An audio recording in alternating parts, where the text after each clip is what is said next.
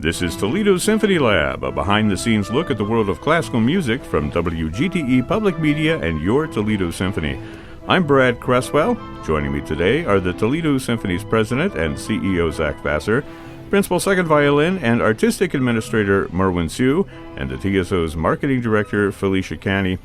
We also have two special guests today, and I have a little fanfare for you. I like this.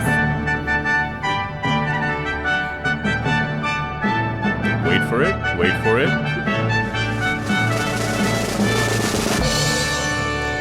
Nice. Welcome, Paul Monachino. Paul is the director of music at the Diocese of Toledo, also the organist for Rosary Cathedral, right, Paul? Yes. Yeah, welcome. Yes. Welcome. Glad to be here. Thank you for joining us today. We also have one other special guest who is here with us, and hang on. No, I'm not going to do that. That is Brett Loney, who is the Director of Development, just a couple of weeks on the job now. And Zach, can you introduce Brett for us? Ladies and gentlemen, Brett Loney. Excellent. Well done. Well, it's great to be here. Great to be a part of this. It's been a great first couple of weeks, and much looking forward to the performance this Sunday. Well, you're the Director of Development, so we're just going to keep you in here for every podcast now to help us, develop various things. It's not like yeast, Brad. It doesn't just rise. All right. But it's appropriate for the Messiah. Yes. Yes, Oh. it is. Oh. We'll rise. I don't know that I even have a soundboard sound effect for that one. Okay, so the season is upon us. It's time for the annual Messiah. That's happening at Rosary Cathedral this Sunday, December 8th at 4 o'clock in the afternoon. Toledo favorite Sarah Jobin is going to be back on the podium leading combined choruses, also some wonderful soloists. It is really one of the holiday events of the year. So we're taking as our point of departure today the idea of Messiah being performed at Rosary Cathedral, which of course is a sacred space, fantastic acoustics, something that the symphony has been doing for a while now. But that's why we brought you in, Paul, to talk a little bit about Rosary Cathedral. And we want to hear from you first. Tell us a little bit about yourself, where you're from, your path to music, and to where you are now with the diocese. I have a little theme music for you. Okay. This is Paul Monachino. Paul's story, as we're calling it. Well, I grew up in Mansfield, Ohio, so I'm a native Ohioan, and I started taking organ lessons when I was in high school, and I decided that was probably something that I would want to do. So I went on to at that time Heidelberg College, now Heidelberg University in Tiffin. Yeah. They had an upgrade. Yeah, that's Yes. right, as they all did. There are no colleges anymore. But anyway, then I worked for a few years and then went to Indiana University in Bloomington and got a master's degree there. And then actually was fortunate enough to come back to Mansfield, Ohio. I was there for 9 years at my home parish where I started my career, and then was in Raleigh, North Carolina for about 5 years. And then 18 years ago, hard to believe, everybody asks, how long have you been here? 18 years, I have to count. But came back to Toledo and was at Rosary Cathedral, where I'm the director of music at the cathedral, as well as for everything, both parish and diocesan events there. It sounds like there's a lot of stuff going on. I know you have a series of concerts that you do at the cathedral as well. We do have a concert series that was started, I think it was about 12 years ago formally that we started that series, and it's been very successful. We've been able to present both local talent as well as occasionally bring in some regional and sometimes national talent. Yeah. So we fill a niche, I think, in the classical music scene. Well, and of course, some places beautiful and magnificent as Rosary, you have to take advantage of the space. You have to have, musical events there as well as everything else. Absolutely, that goes on. Yeah. Absolutely. Including Messiah. Hey, Brett, you got a story to tell? Like Paul, I'm an Ohio native, actually a Toledo native, and been really looking forward to this year's performance. The cathedral is such an incredible place, as you said, sacred space. Been in development for 21 years, and so really excited to be coming to the arts world and joining the symphony and its incredible legacy and tradition in this community. Wonderful. I like how Felicia was sort of like the hometown booster there, Go Mansfield, go Toledo. Everyone needs a cheerleader. Yeah, that's right. Well, usually we save our quiz until a little bit later, but because Paul is here in your honor, I want to go ahead and jump right into this quiz. I think it'll be a little bit fun. You have something you want to say? Well, before we go to quizzes, I love when I can speak to organists, because you guys do so much when you're performing. Your hands are doing things, you're pulling levers, you're playing keys, your feet are playing notes. How much of a workout is it to play the organ? Like if you had I should wear a Fitbit. Yeah. Right. Oh, you should. You should. An Apple Watch. How many steps and calories would you be? Get steps. One for every limb. I don't know, but hang on. yeah. Oh, sorry. Okay. Just kidding. Go ahead. But yeah, I don't know. But sometimes when you're sitting there practicing for a while, sometimes you do work up a little bit of a sweat, depending on what you're doing. In addition to playing, often organists, at least church organists, are also nodding their head and occasionally giving a cue to the choir if we're doing that too. So. And you have that great rear view mirror that you can see what's happening on the altar, depending on where you're sitting. Yeah. Actually, at the cathedral, I have a pretty good perch, but if you're up in a balcony, I used to always have a little rear view mirror that you could see what was going on behind you. Yeah. Now tell us the truth. What do you wear underneath that robe? Oh. No applause. It's kind of funny. I'm usually dressed, in a shirt and tie or whatever, that kind of stuff. But the choir, they come in, you never know what they. Notice he said shirt and tie and didn't mention anything about pants. Well, all right. and in an age where churches are moving toward more digital platforms, pipe organs are notoriously expensive to maintain as an asset. What have you seen in terms of your experiences playing in churches? Are there still some good organs left? I know Rosary has a famous one. Right, absolutely, and I think that's somewhat of a to say that pipe organs are notoriously expensive. They're not really if they are cared for. Mm-hmm. And the great thing about pipe organs, especially like the one at Rosary Cathedral, it's been there for 90 years. We're in the process of working on restoring it, but basically, a pipe organ can be restored to like new condition and serve for another 60, 70, 90 years. Oh, wow. Is it a Skinner? Yeah. That's a Skinner. In fact, Skinner himself oversaw the completion of the organ. One of the last instruments he oversaw personally as part of the Skinner company. But anyway, so sometimes digital organs, technology, they have speakers and all that kind of stuff, and usually at that point they're just tossed. So you're not playing the little Casio is what we were right. Right. Keyboard. Yeah, it's not like when you go to the baseball game and you hear dee-dee-dee-dee. I remember before they renovated the peristyle Skinner, there was a performance in the early 90s of Saint-Saëns Organ Symphony. And they Wait, you were alive in the early 90s? Yeah. They filled the entire back wall of the peristyle with speakers. Right. And they had a famous organist, I think from England, to perform.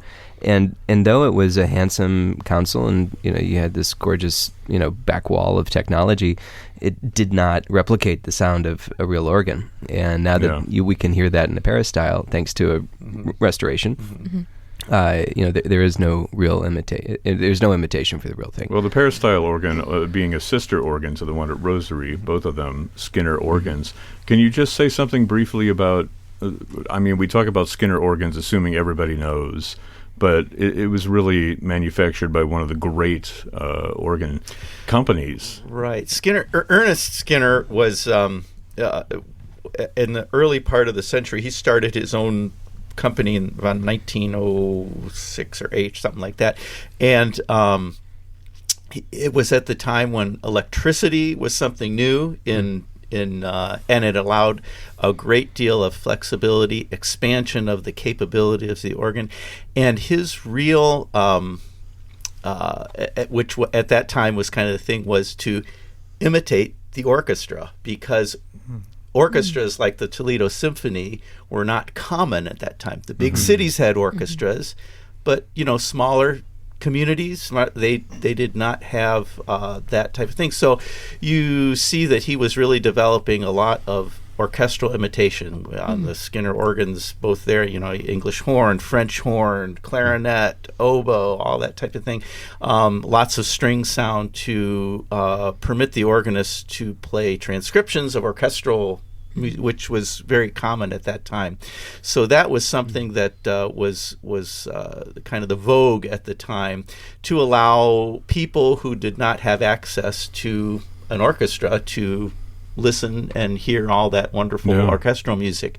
But yet he maintained the core of the classical organ, and I think that was where the difference was with Skinner. He knew that the orchestral imitation was important, but also the fact that the organ was a traditional instrument, and so the core of the classical organ still, remained part of his style, and he was considered one of the best at the time. So.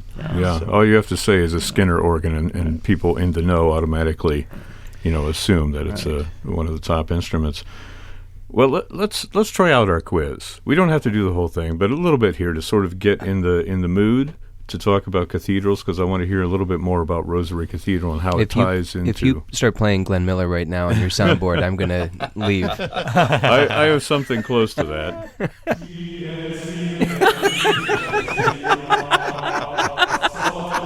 Well, this is a famous Gregorian chant, as we all know. The chant melody, Dies Irae, used by so many different composers, people like Rachmaninoff and lots of others.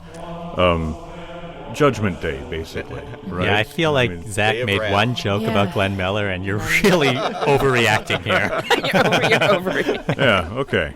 Great cathedrals in history. I'm going to give you 3 clues, one at a time, and when you know what it is, just go ahead and say it, right? If you don't know what it is, just take a stab at it. It's okay. So we're guessing the cathedral after the You're clues. guessing Okay, the cathedral, yeah. This one was designed in 1163. It took about a century to complete. It inspired a novel by Victor Hugo. Notre Dame. Yes, Notre Dame. Okay, we got that. Brett, did you get that, or I was think that? he did. Yes. Wow. Show up. Excellent. You're off to a good start on our quiz. Okay, second one. Formerly known as the Collegiate Church of St. Peter, the King James Version of the Bible was created here, and it's where British monarchs go to get their crown. Westminster Abbey. Westminster Abbey, yes. Merwin, good one. This is the largest Gothic Roman Catholic cathedral in the United States. It derived its name in response to the increased number of immigrants in the city. St. Patrick's. Is that New York? St. Patrick's Cathedral. That one goes to Zach. Paul, you got to jump in here. Okay, here's one you may get. The cornerstone for this cathedral was laid over 500 years ago. It technically isn't a cathedral per se, but a type of church which has special ceremonial rites. Over 90 popes have been buried here. St. Peter's Basilica? Basilica. Yeah, St. Peter's Basilica. Never heard of it. Merwin is pulling ahead. Okay. The original church on this site was founded in AD 604, dedicated to the same saint as it is now. Wow. The dome of this cathedral has dominated the city skyline for over 300 years.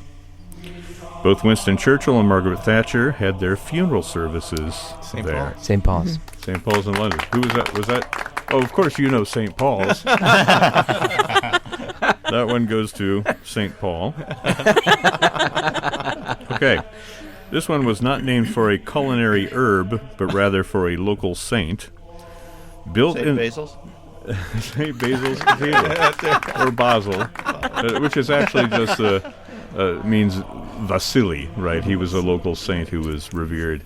So Saint Coriander was wrong. But it's fun to say. You know the one I'm talking about in Russian, Red Square, that has like those wonderful domes. Oh, and yeah, it's supposed to look like yeah. a fire reaching Right. up into the sky. Ivan the Terrible was the one who had it built. And as the story goes, he had the architect's eyes put out afterwards so he wouldn't build anything as beautiful anywhere else. I don't know if that's true or not, but it fits, the story. Not to be a downer. Too Okay. late. One of the stained glass windows in this cathedral contains an actual moon rock. Oh, National Cathedral. Wow. Who was that? It was you? Yeah. Okay. Paul. That was St. Paul. Paul is pulling ahead, neck and neck with We're going Merwin. to start calling him Moon Rock. Moonrock Monachino, I like it. That's a T-shirt. I like it. With a name like that, you don't have to wear a shirt and tie anymore. That's right. Yeah, they can go the way of the pants. That's right. No, wait, who won Basel? That was you, Brett, right? Okay. All right, we have a three-way tie right now. There's only one more question plus an extra credit. Is there a Trinity joke in here, please? No, this last one is, this cathedral is known by the nickname of the Church of Gold. The Church of Gold. It's been in the news lately. At least the city has been in the news lately because of a lot of flooding, actually. Oh, Venice. Venice, St. Mark's. Yeah. St. Mark's. I'm going to give that to St. Paul. Yeah. You mean Moon Rock? Yeah. Moon Rock Paul. Here's your extra credit. The cornerstone was placed in 1926. It was dedicated 14 years later. It was designed in a Spanish architectural style. Okay. Rosary Cathedral. And St. Paul is the winner by a Paris landslide. So everybody give it up for Paul. He won our quiz. Yay. I'm so relieved that you won the quiz. I am too. Because Yeah, as somebody who spends more time in a cathedral than any of us, Yeah. Yeah. I think he just sat out a couple questions to create suspense. There you And go. then, Yeah. He didn't want to make it, too easy. Yeah.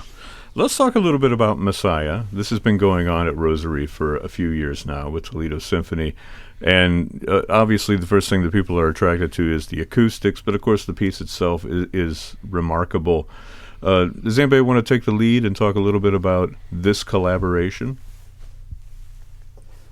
No?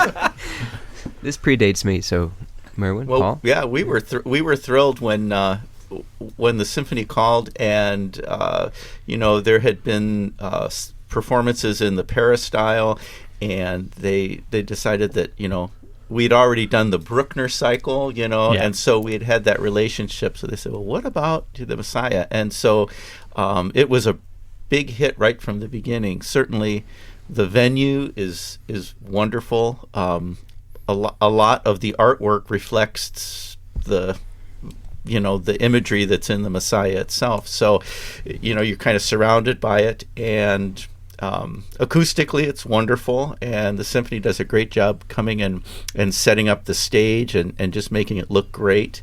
And it's just been a great collaboration. Now, is that like the largest group of musicians that you have in there during the year? It is, and I mean, we, sometimes people say, "Oh, we'd like to bring," and I say, "Well, you know what?" I said, when the Toledo Symphony comes, I said they spend 4 hours setting that thing up. Lots of, and it always looks great, and it's in a perfect spot right there in the front, that the sound carries through. I know singers love to sing there as well because it makes it just a little easier with all of the reverb and everything that's going on. Such a wonderful piece.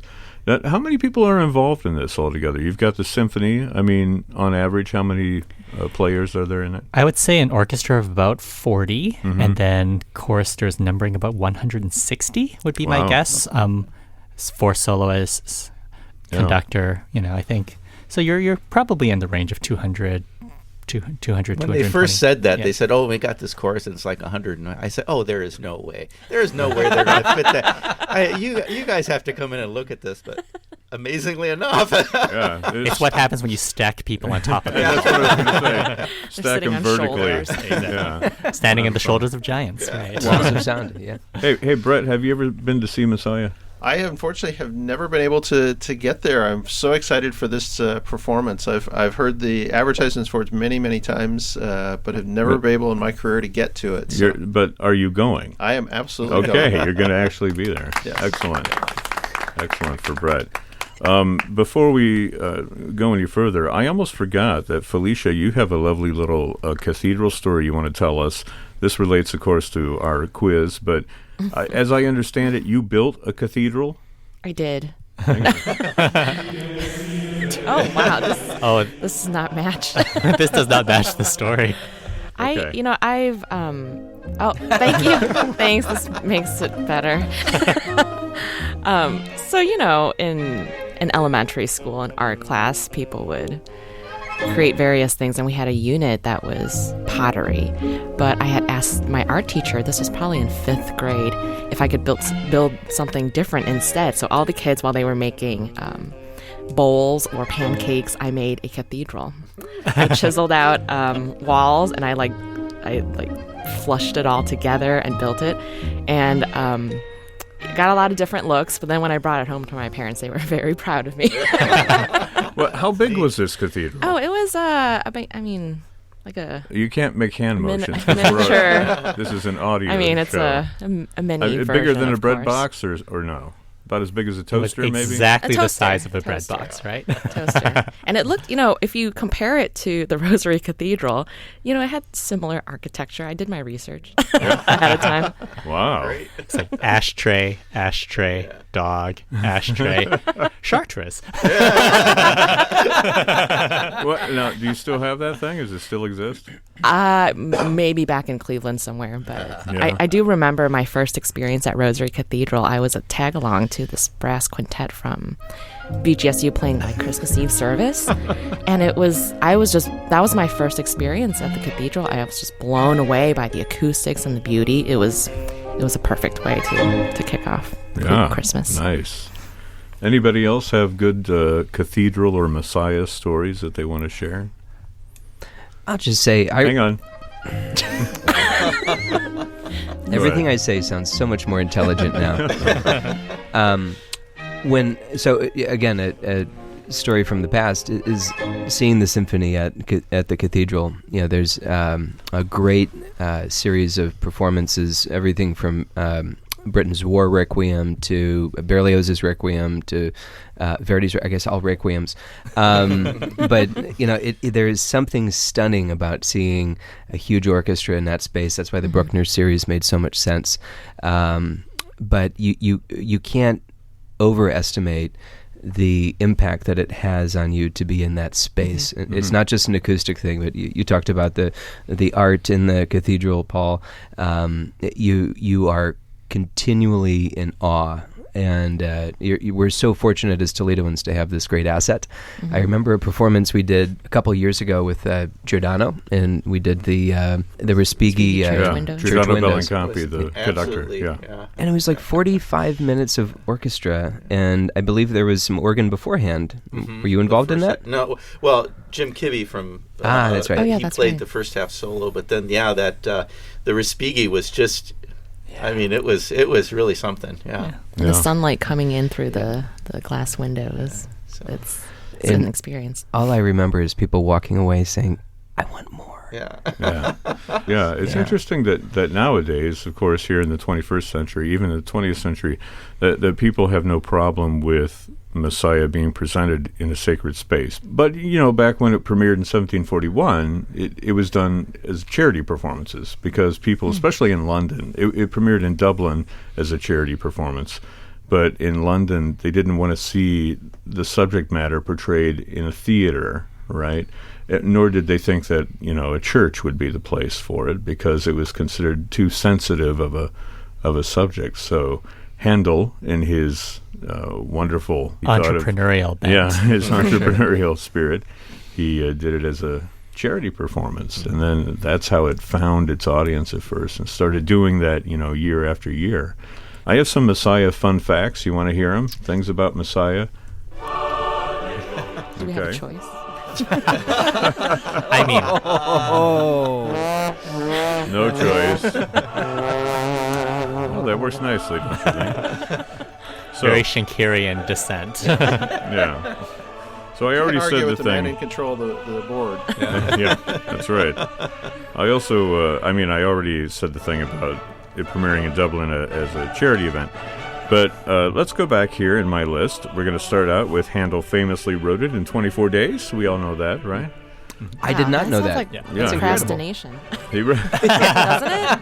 he wrote Messiah in 24 days. Felicia built a cathedral in like 5. Exactly. Exactly. The arches. And people make a big deal out of this. Did it have flying buttresses? I think so. No, like everything minus the stained glass window. Gargoyles?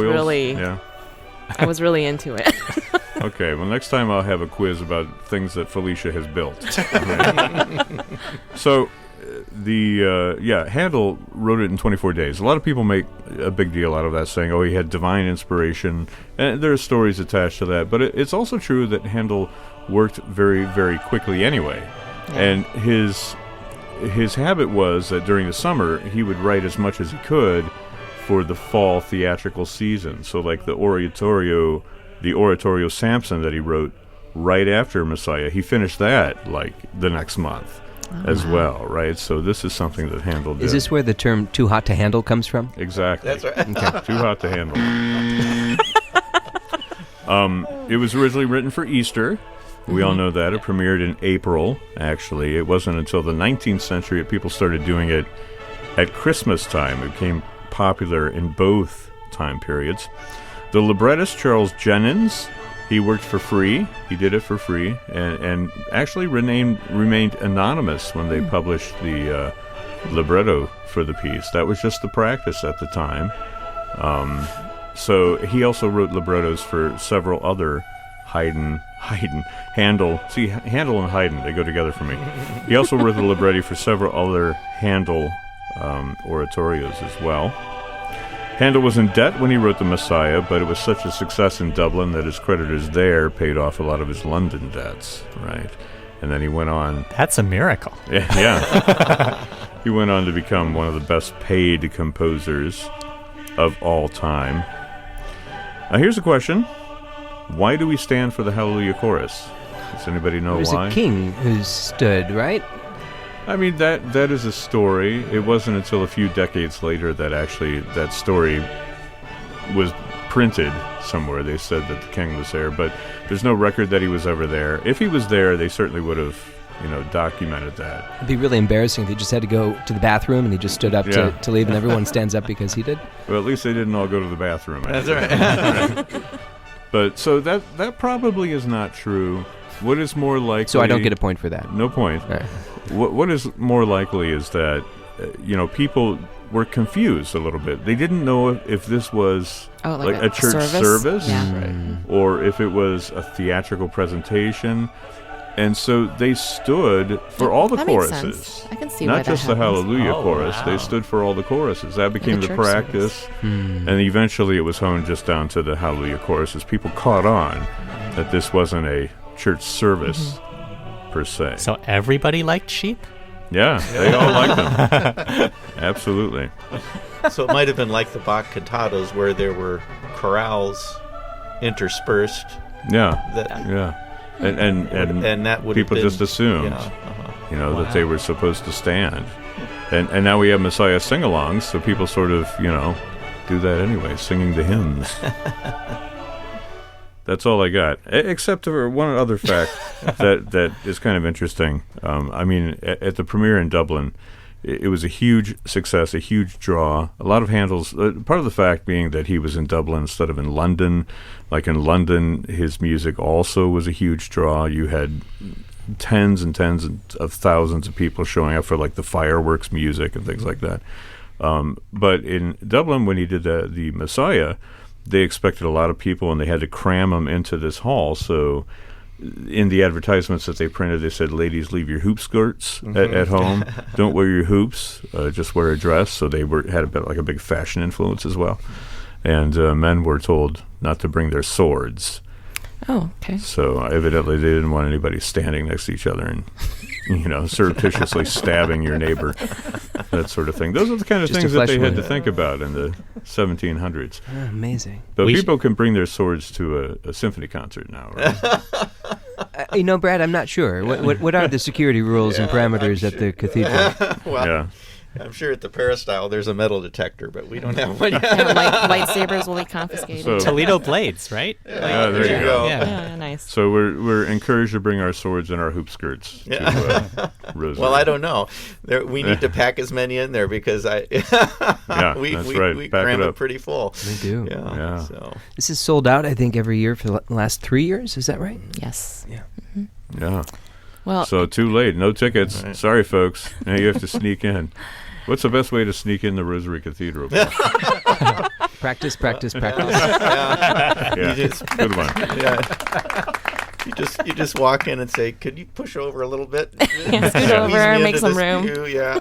Yeah, coming through. Yeah. Or just dress up in one of those fancy organist robes. There you go. Yeah. Tell them you're with the band. That's right. Speaking of band, I remember the music of Handel had a direct impact on. No! Oh, sorry. The other one is yours. Oh, thanks. Okay. I do like this one. And like playing the oboe, there's a bunch of phenomenal Baroque music. And I was introduced to the overture of Messiah before the Hallelujah section. And it kicked off my love for Baroque music, and I played all of the Baroque music for many years after Handel's Messiah. It was something that was just a huge impact on my life, and I can't wait to hear it again. Yeah. It's interesting. Another fun fact about Messiah, Charles Jennens, the librettist, he claimed in a letter that he had to actually get Handel to kind of forego some of his more theatrical instincts and get him to change some of the music here and there. I'm not really sure if that's what happened, but that's what he claimed. And one of the things that he really did not like was the overture. Really? to I Messiah. love it. Oh, it's beautiful. Yeah, it is beautiful, but I think that his thinking was that it took too much away from the text, right? Being the librettist. Because there was no text. Yeah, exactly.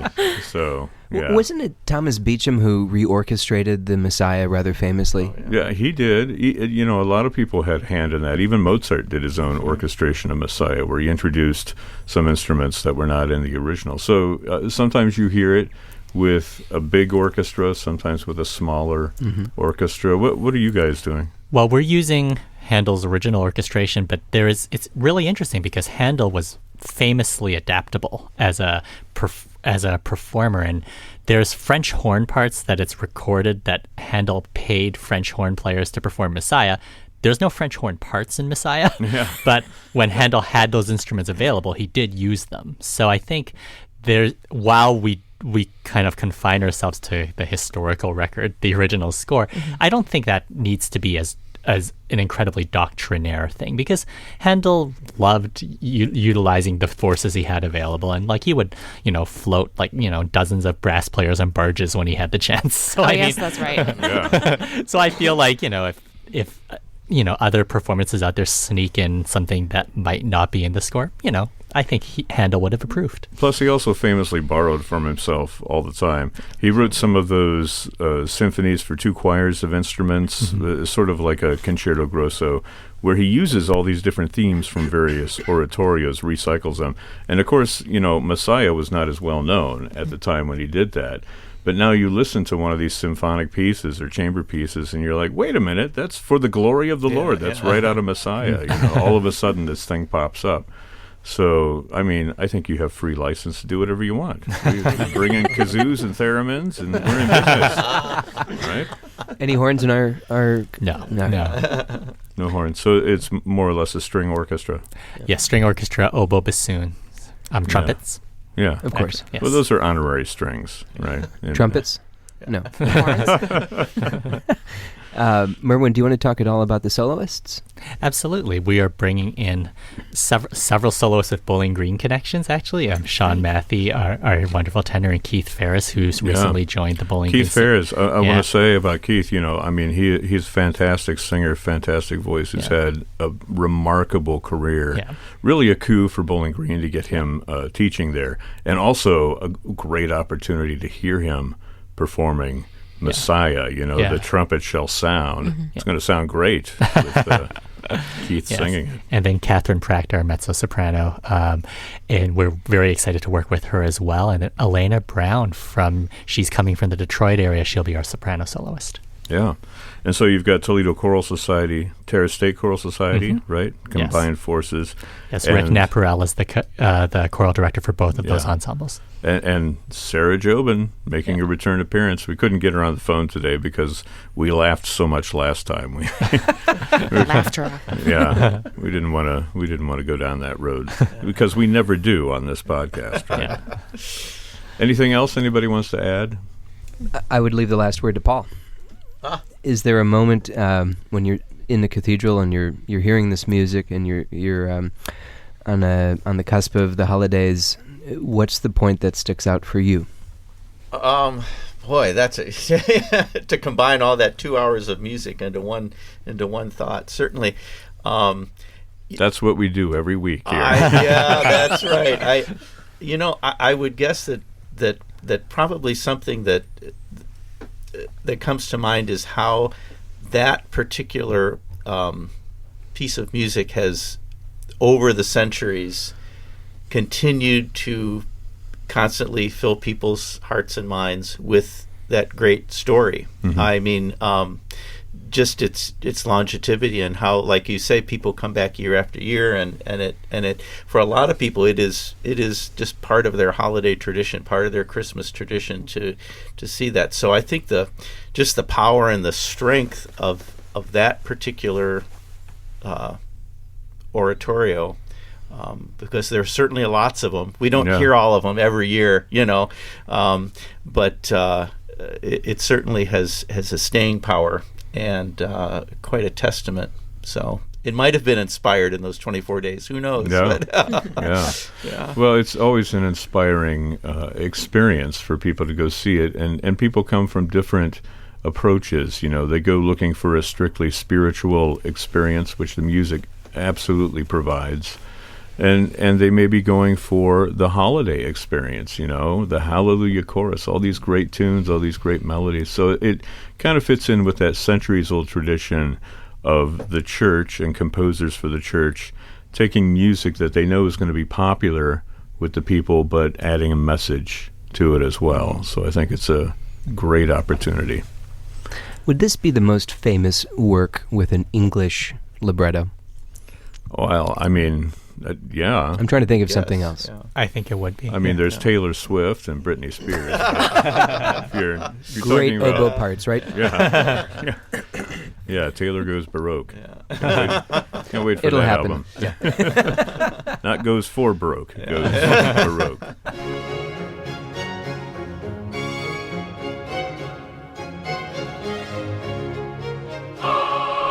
Again, it is the annual Messiah at Rosary Cathedral. One performance only this Sunday, December 8th at 4 o'clock p.m.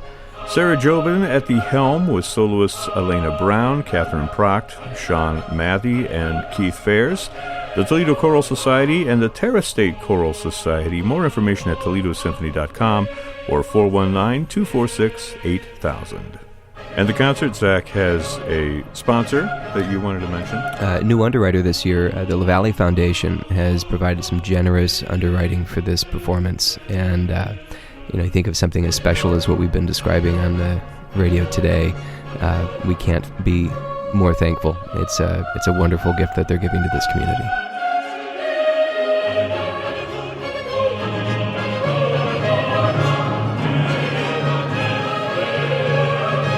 This program is a production of WGTE Public Media in collaboration with our sponsor, the Toledo Symphony, with generous support from the Rita Barber Kern Foundation. You can download episodes of this program as a podcast by going to our website at wgte.org/lab. You can also subscribe to us through your podcast app of choice, including Apple and Google Podcasts. And remember, you can check out all the upcoming events at the Symphony by visiting their website at ToledoSymphony.com and their various social media outlets on Facebook, Instagram, and Twitter. My thanks to Zach Vassar, Merwin Sue, Felicia Canny, and our special guests, Paul Monachino and Brett Loney. I'm Brad Cresswell, and this has been Toledo Symphony Lab from FM 91.